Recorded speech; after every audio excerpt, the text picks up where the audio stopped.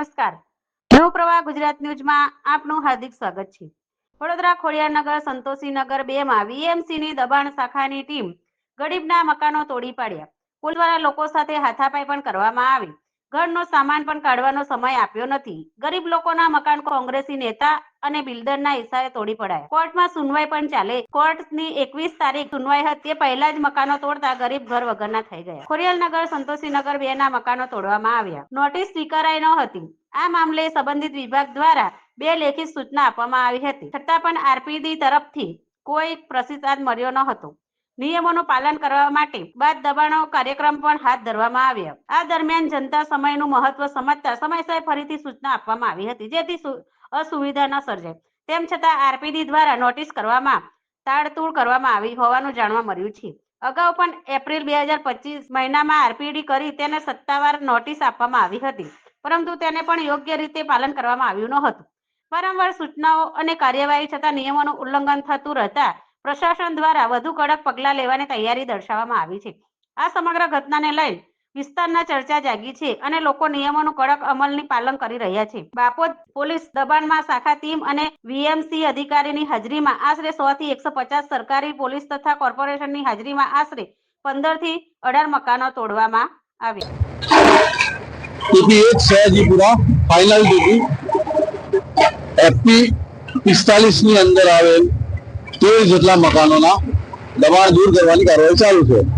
TP department દ્વારા નોટિસની પ્રક્રિયા અને સૈદ્ધાંતિક મંજૂરી સર્વ પૂર્ણ કરેલ છે અને હાલ બાપોદ પોલીસ સ્ટેશનનો સ્ટાફ, દબાણ શાખાની ટીમ, ટીપી ડિપાર્ટમેન્ટના એન્જિનિયર શ્રી સર્વે સાથે રાખી ફાયર, મેડિકલ, સ્ટ્રીટ લાઇટ જેવી વિવિધ વિભાગોને સાથે રાખી એફપી ટીપી ફાઇનલ એફપી 45 ના 13 જેટલા મકાનોના દબાણ દૂર કરવાની કાર્યવાહી ચાલુ છે. ટીપી ડિપાર્ટમેન્ટ દ્વારા કાર્યવાહી કરેલ છે. જાહેર જનતા કહે છે કે મને કોઈ નોટિસ તો મળી નથી. ટીપી ડિપાર્ટમેન્ટ દ્વારા નોટિસની પ્રક્રિયા કરેલ છે. 4 મહિના પહેલા છે ને વીએમસી થી ગલી આવે છે, બધા વ્હાઇટ ડ્રેસમાં આવ્યા, ધમકાઈને ગયા હતા કે આ તમે ઘર ખાલી કરી નાખો ને તોડ નાખી. પછી અમને એવું લાગ્યું કે પછી અમે વકીલ કર્યા, પછી એવું અમને ખબર પડી કે આ તો ગવર્મેન્ટની પ્રોપર્ટી નથી. ગવર્મેન્ટના પ્રોપર્ટી હોત અગર તો અમને આ ઘર લીધા 20 વર્ષ પહેલા અમે ઘર લીધા તો અમને લાઇટ બિલ અમે બધું ભરીએ છીએ, વેરા પાવતી બધું જ ભરીએ છીએ. 20 વર્ષથી ગવર્મેન્ટ કેમ ભરાવતું? અગર ઇલીગલ હોત તો અમને લાઇટ બિલ કેમ આપ્યું? અમને રહેવામાં બધું રાશન કાર્ડ એના છે, બધું અમારા એનો છે. પછી અમે કેસ કર્યા, અમે જો 4 મહિના પહેલા પછી અમે કેસ કર્યા. કેસ ચાલુ છું. 21 તારીખે અમારું સુનવાઈ છે એના કે 21 તારીખે ફેસલા આવવાનું છે. 21 તારીખે આ લોકો પોલીસવાળા આવ્યા, બધા એવું કહે છે કે તમે અત્યારે 12 વાગે આવીને કહો છો, 1 વાગે તમે ખાલી લગા તોડ નાખી દીધું, બધું તોડી નાખી. આ છોકરાને હમણાં ધમકી આવી છે, માર્યા પણ છે, નાબાલિગ છોકરાને છોકરો છે માર્યા પણ છે. પણ અમે એવું કહીએ સાહેબ, અગર તમે તોડવા નો ડાઉટ અગર ઇલીગલ હોત અગર અમારું ઘર તો તમે મને વેરા પોતી કેમ ભરાયા? 20 વર્ષથી જગ મારીએ છીએ અમે, કેમ ભરાયા? લાઇટ બિલ કેમ આપી? હમણાં ભાઈને હમણાં નવા જ લાઇટ બિલ આવ્યા, એક અઠવાડિયા થયા, અત્યારે કેમ આપી દીધું લાઇટ બિલ? એટલે બધા ભરોસો જ છે ને. અગર અમે ઇલીગલ હોતા તો અમારા ઘર કેમ તો નાખ્યું? આ ધમકાવે છે. મારે અહીં બધા આવ્યા તો મેં વિડીયો બનાવતો હતો તો છે ને પોલીસ વાળાએ મને અહીં ચાપટ મારી છે. મારા કને એવિડન્સ પણ છે. અમે આવી વાત કરી તો એમને મને ચાપટ મારી.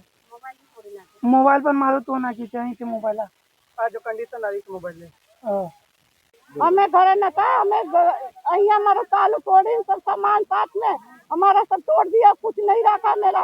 घर में कोई आना तो रुकना, रात देखना चाहिए कि कोई है कि नहीं है.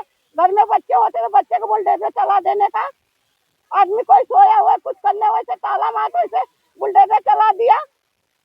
हमारा सामान साथ कुछ नहीं निकालने दिया. हमारा सामान सब अंदर पड़ा है, कुछ क्यों नहीं निकालवा दिया हमने.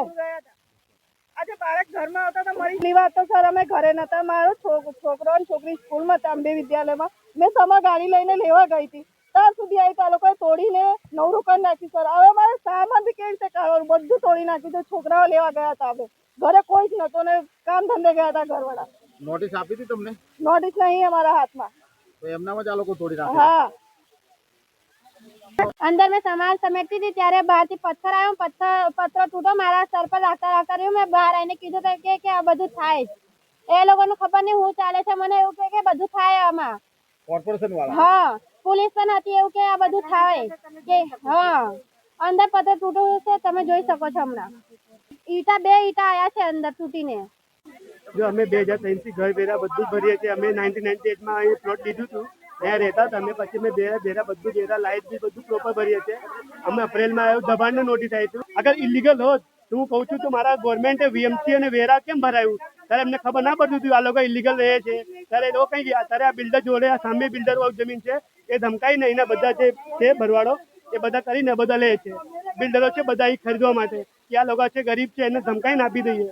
મને આજ સુધી મુલક દો, મારા આદમી બીમાર છે और મને કોઈ પહેલા નોટિસ ના આપી તો ક્યાંક તને કેમ ગયા તો મેં કહ્યું જમીન માં તો કાયદેસર લીધોડી છે હે તો ક્યાંક ગમે જો કર મેં ખાલી કર મકાન, ગમે જો કર ખાલી કર મેં તોડશે. अंदर में सामान समेटती थी ત્યારે બહારથી પથ્થર આવ્યો, પથ્થર તૂટો મારા સર પર રાખતા રહ્યું. મેં બહાર આવીને કીધું કે આ બધું થાય જ. એ લોકોને ખબર નહીં હું ચાલે છે. મને એવું કે બધું થાય આમાં. હા, પોલીસ પણ હતી એવું કે આ બધું થાય કે હા અંદર પથ્થર તૂટ્યું છે તમે જોઈ શકો છો. હમણાં ઈટા 2 ઈટા આયા છે અંદર તૂટીને.